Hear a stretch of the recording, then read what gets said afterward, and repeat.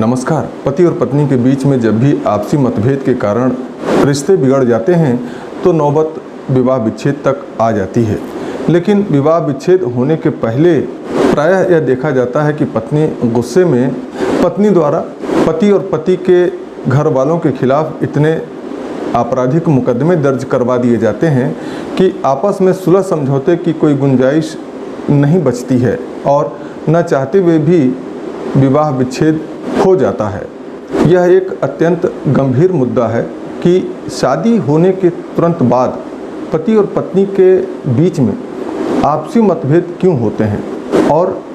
ये मतभेद विवाह विच्छेद तक क्यों पहुंचते हैं, इसके संबंध में विचार किया जाना अत्यंत आवश्यक है।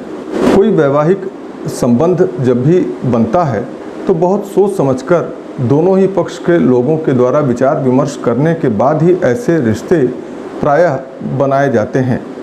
यदि हम प्रेम विवाह जैसे मुद्दों को छोड़ दें तो अरेंज मैरिज जब भी होता है तो वर और वधू दोनों के ही घर परिवार के लोग, माता पिता एक दूसरे को जानने समझने के बाद ही ऐसे रिश्ते को करते हैं। तो फिर आखिर ऐसी क्या वजह है कि इन रिश्तों में दरार आने लगती है, मतभेद होने लगते हैं?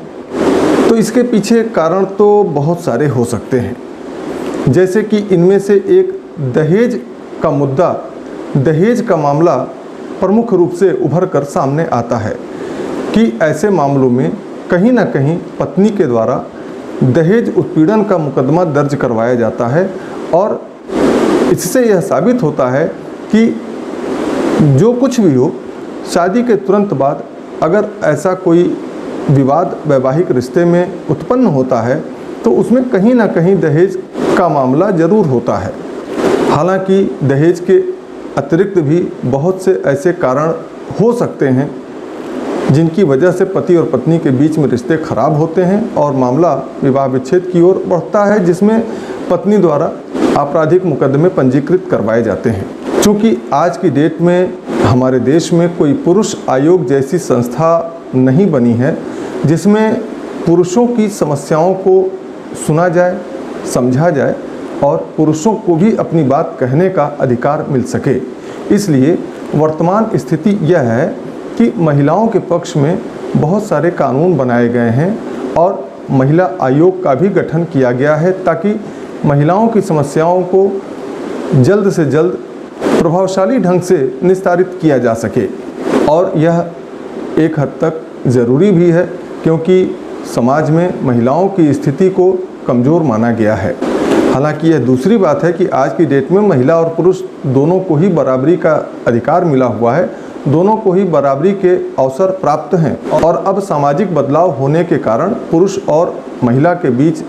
के अंतर को बहुत कम कर दिया गया है। महिलाओं के पक्ष में बनाए गए ऐसे कानूनों की वजह से आज की डेट में महिला और पुरुष के बीच में अंतर बहुत कम हो चुका है और दोनों लगभग बराबरी में आ गए हैं।